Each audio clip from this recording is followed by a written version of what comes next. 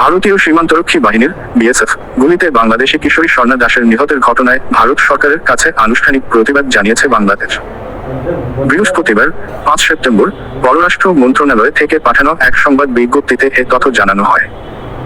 পররাষ্ট্র মন্ত্রণালয় জানিয়েছে, মৌলভীবাজার জেলার জুড়ি উপজেলার 13 বছর বয়সী এক বাংলাদেশি কিশোরী স্বর্ণা দাসকে গুলি করে হত্যার ঘটনায় ভারত সরকারের কাছে আনুষ্ঠানিক প্রতিবাদ জানিয়েছে পররাষ্ট্র মন্ত্রণালয়। বৃহস্পতিবার ঢাকার ভারতীয় হাইকমিশনে এক কূটনৈতিক পত্র প্রেরণের মাধ্যমে প্রতিবাদ জানানো হয়। প্রতিবাদ নোটে বাংলাদেশ এই ধরনের নির্মম কর্মকাণ্ডের তীব্র প্রতিবাদ ও নিন্দা জানিয়ে গভীর উদ্বেগ প্রকাশ করেছে।